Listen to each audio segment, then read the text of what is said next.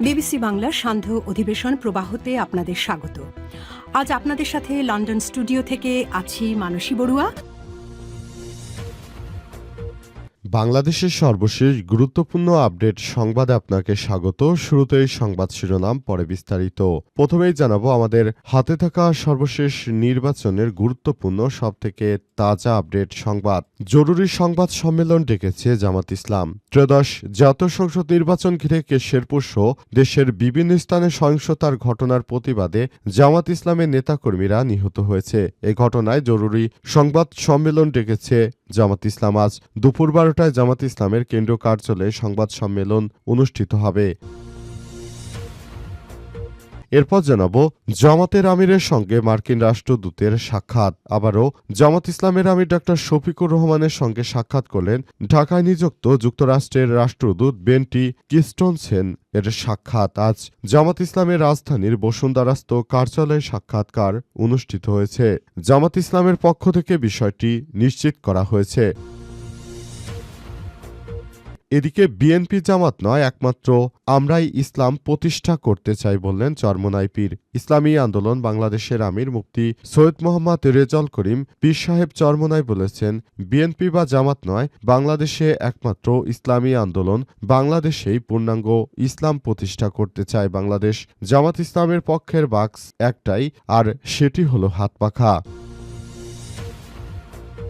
এবারে জানাবো সাংগঠনিক সম্পাদকের পদ থেকে পদত্যাগ করে জামাতে যোগ ওয়ার্ড ছাত্রদল নেতার। ঝালকাঠি পৌরসভার ৭ নম্বর ওয়ার্ডে ছাত্রদলের সাংগঠনিক সম্পাদকের পদ থেকে পদত্যাগ করে বাংলাদেশ জামাত ইসলামীতে যোগদান করেছেন সাইমুন আমান। সামাজিক যোগাযোগ মাধ্যম ফেসবুকে স্ট্যাটাস দিয়ে তিনি তার পদত্যাগের এবং দল পরিবর্তনের ঘোষণা দিয়েছেন।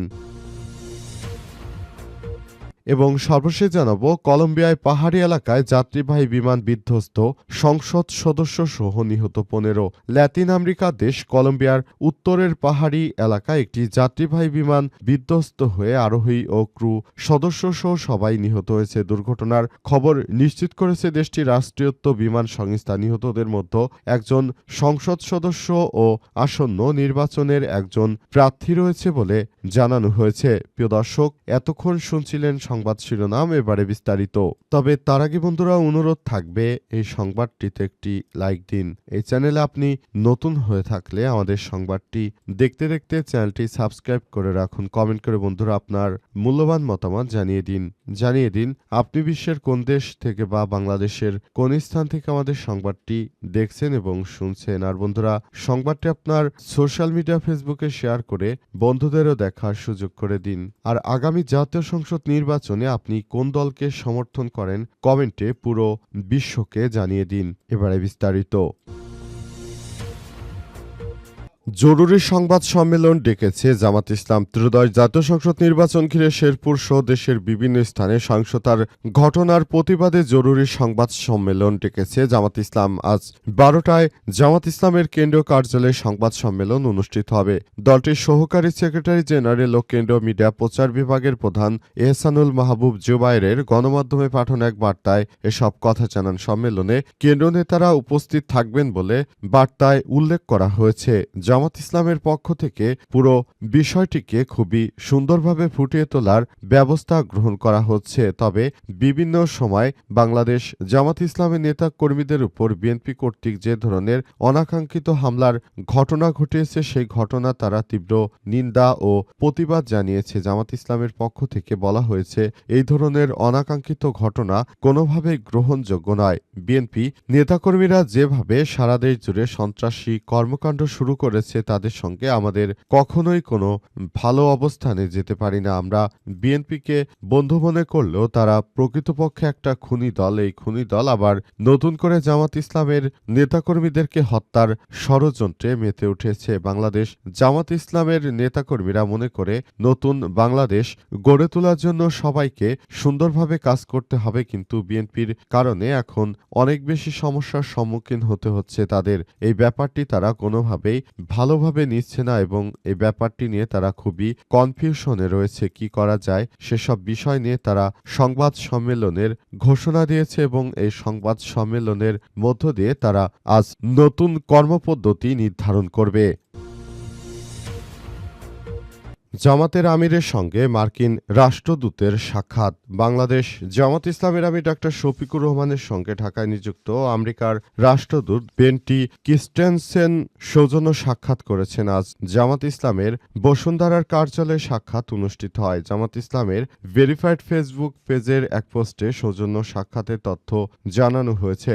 এতে বলা হয়েছে, বৈঠকে জামাতের আমির ও মার্কিন রাষ্ট্রদূত বাংলাদেশের বিদ্যমান রাজনৈতিক অর্থনৈতিক পরিস্থিতি, শিল্প, বাণিজ্য ও আসন্ন জাতীয় সংসদ নির্বাচন, রাষ্ট্রীয় সংস্কার ও রোহিঙ্গা ইস্যুতে বিভিন্ন বিষয় নিয়ে মতবিনিময় করবেন। বাংলাদেশ জামাত ইসলাম আগামী জাতীয় সংসদ নির্বাচনে ক্ষমতায় গেলে তারা দেশের জন্য কি করবে সেসব বিষয় নিয়ে সবাই একসঙ্গে কাজ করবে এবং এসব বিষয় নিয়ে মূলত বাংলাদেশ জামাত ইসলামের আমির ডাক্তার শফিকুর রহমানের সঙ্গে যুক্তরাষ্ট্রের প্রতিনিধিদের সঙ্গে এই বৈঠক অনুষ্ঠিত হবে। বৈঠকের মধ্য দিয়ে সবাইকে আবারও নতুন করে বাংলাদেশ গড়ে তোলার ব্যাপারটি নিয়ে কাজ করতে হবে। নতুন বাংলাদেশ গড়ে তুলতে যুক্তরাষ্ট্র বাংলাদেশকে সর্বাত্মক সহযোগিতা করবে বলে সেই প্রতিশ্রুতি দিয়েছে বাংলাদেশ জামাত ইসলামের আমির এবং যুক্তরাষ্ট্রের নতুন রাষ্ট্রদূত। তিনি বাংলাদেশের উত্তরোত্তর ভবিষ্যৎ কামনা করেছেন এবং জামাত ইসলামকে পুরোপুরি সমর্থন জুগিয়েছেন।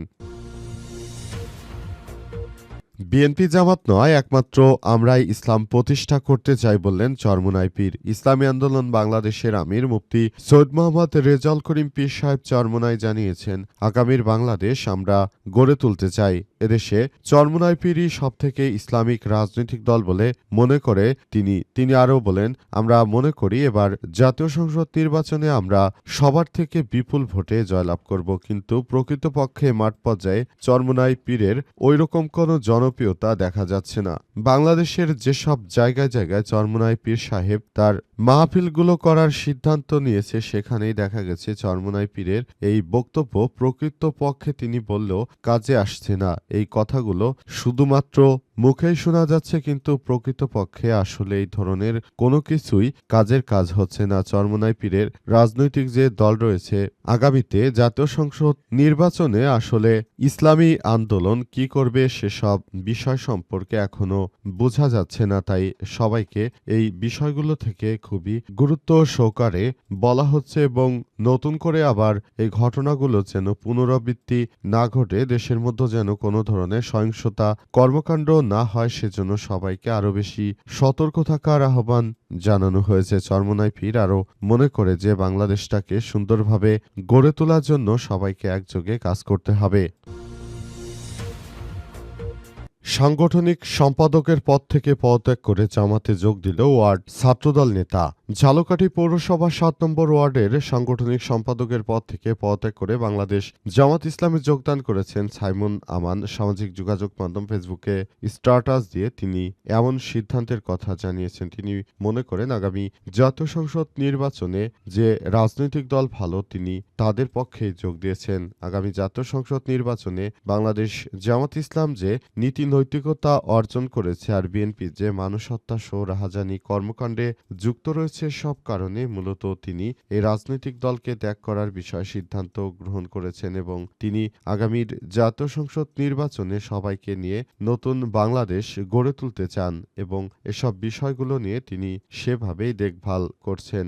অন্তর্বর্তীকালীন সরকারের প্রধান উপদেষ্টা প্রফেসর ডক্টর মোহাম্মদ ইউনূসের সরকারের নেতৃত্বে যে নতুন বাংলাদেশ গড়ে তোলা হবে, সেখানে সবথেকে বড় ভূমিকা রাখছে বাংলাদেশ জামাত ইসলাম বলে মনে করেন তিনি। সে কারণে তিনি বিএনপি ছেড়ে জামাত ইসলামে যোগদান করেছেন বলে আজ এক বার্তায় নিশ্চিত করেছেন বিএনপির সাবেক নেতা। ছাত্রদলের এই নেতা আরও জানান, তিনি জামাত ইসলামের আদর্শে অনুপ্রাণিত হয়ে এই বিষয়গুলোকে গ্রহণ করেছেন এবং তিনি মনে করেন আগামীর জাতীয় সংসদ নির্বাচনে সবাইকে বাংলাদেশ জামাত ইসলামের হয়ে কাজ করতে হবে এবং সেজন্য তিনি তার নিজের নৈতিক দায়িত্ব থেকে বাংলাদেশ জামাত ইসলামের পক্ষে গিয়ে তিনি এমন কর্মকাণ্ড পরিচালনা করছেন যে বিষয়টি অত্যন্ত গুরুত্বপূর্ণ একটি অধ্যায় হয়ে দাঁড়িয়েছে।